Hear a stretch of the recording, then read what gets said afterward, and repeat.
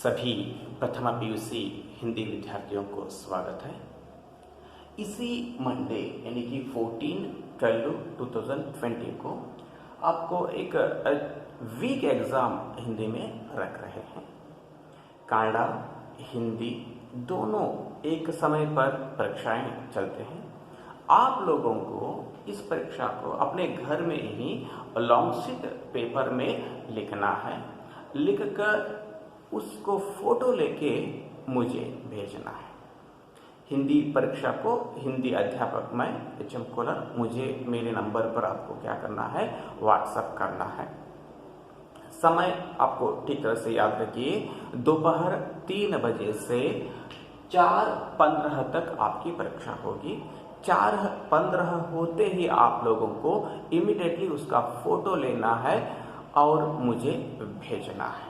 ठीक तरह से फोटो लीजिए, स्पष्ट रूप से, सही तरह से, और ऊपर आपके पेपर के ऊपर अपना पूरा नाम और आपका व्हाट्सएप नंबर भी होना चाहिए और कॉलेज का नेम भी लिखिए और अपना पूरा नाम लिखना है। इसका अर्थ है कि आप अपना नाम, अपने पिताजी का नाम और अपना जो सरनेम उसको भी आप लोगों को लिख के मुझे भेजना होगा। तो इससे पहले आप लोग तो फर्स्ट स्टैंडर्ड से अप टू 10वीं कक्षा तक अलग अलग परीक्षाओं को लिखते आए हैं। आप पहली बार अब परीक्षा लिख रहे हैं प्रथम पीयूसी में। तो कैसे रहेगा प्रश्न पत्र की जो ढांचा कैसा रहेगा, ये जानना बहुत ही जरूरी है। तो नमूने का प्रश्न पत्र कैसा रहता है उसके बारे में हमें अभी जानकारी लेना है।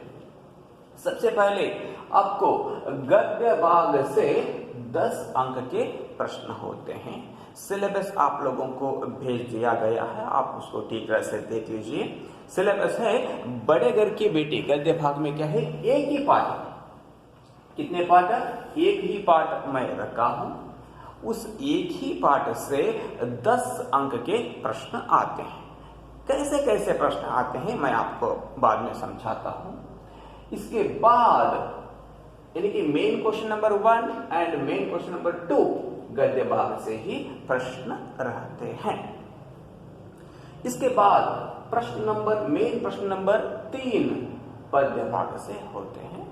तो कुल मिलाकर 6 अंक के प्रश्न पद्य भाग से आते हैं। सिर्फ आप लोगों को इस वीक एग्जाम में 2 कविताओं को रखा गया है पढ़ने के लिए और उस 2 कविता के आधार पर ही आपको प्रश्न आते हैं।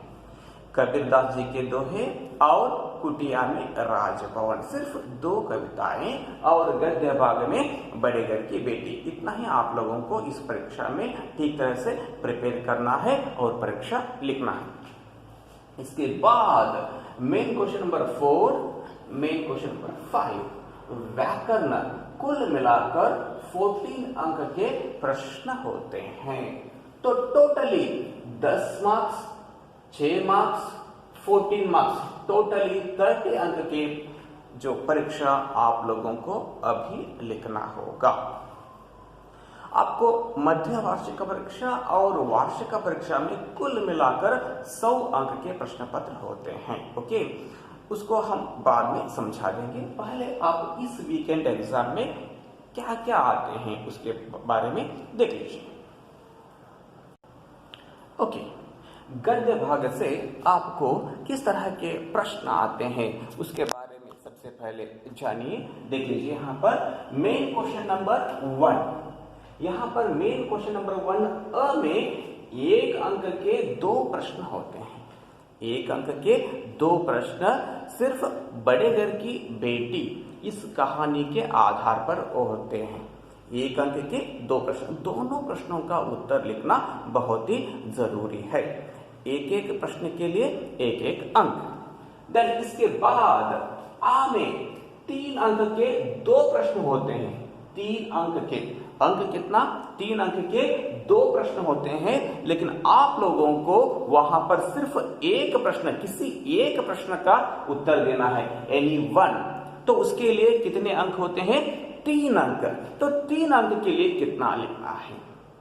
3 अंक के लिए कम से कम 5 से 6 वाक्य आप लोगों को उत्तर लिखना है।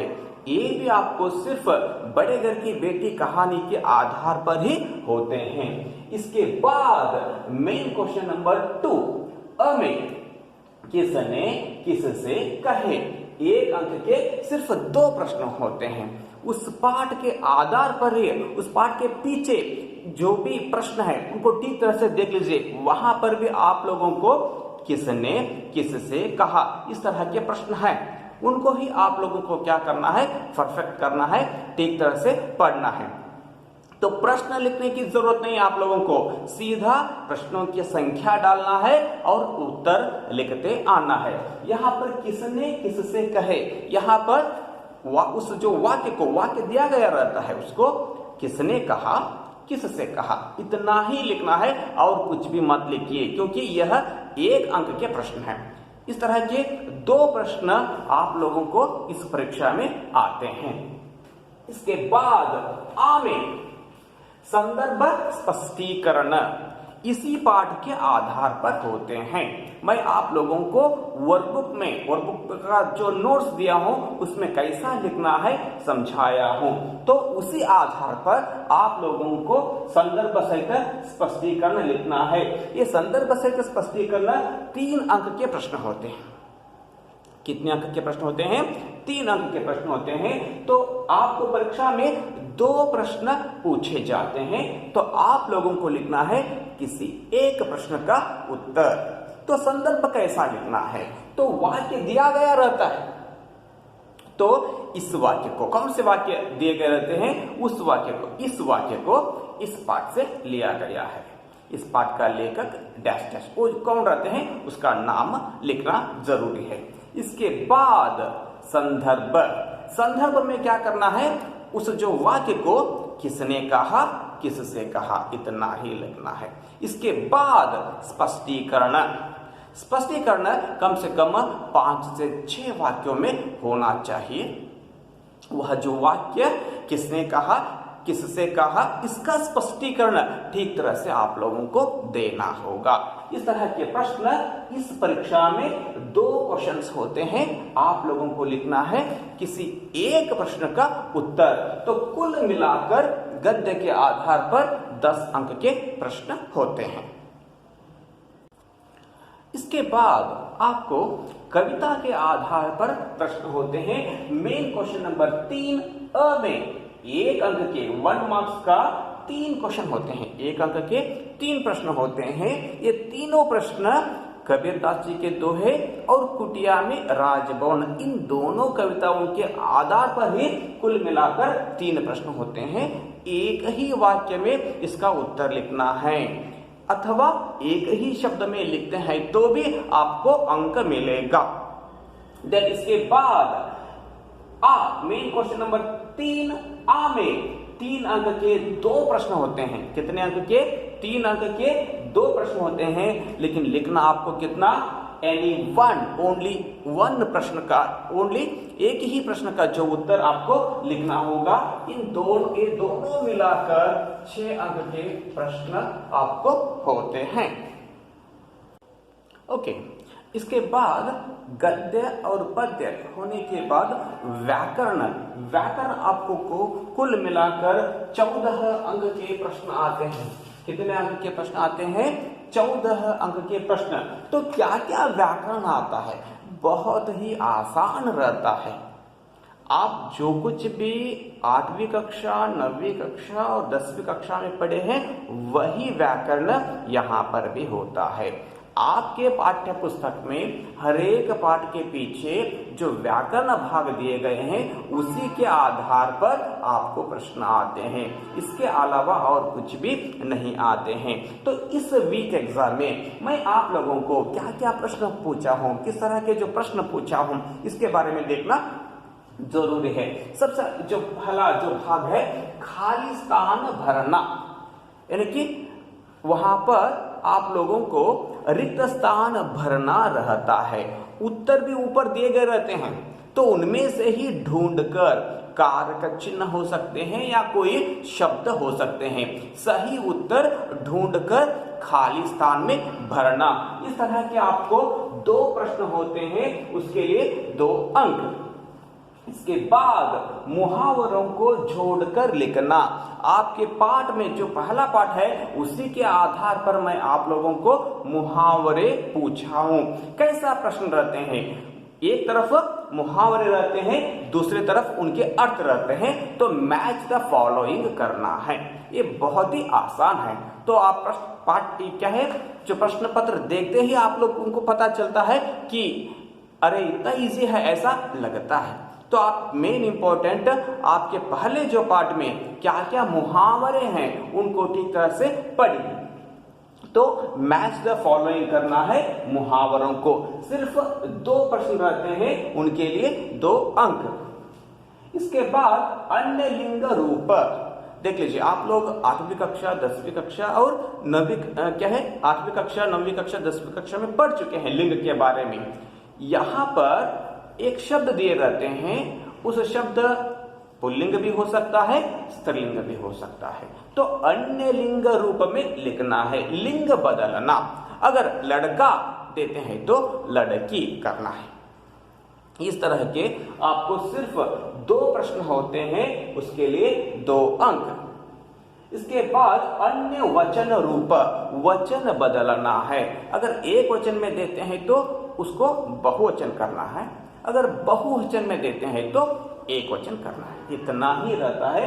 तो 2 प्रश्न होते हैं, उसके लिए 2 अंक। इसके बाद अनुच्छेद पढ़कर उस पर अनुच्छेद पढ़कर उसके आधार पर प्रश्नों का उत्तर लिखना है। देख लीजिए यहां पर,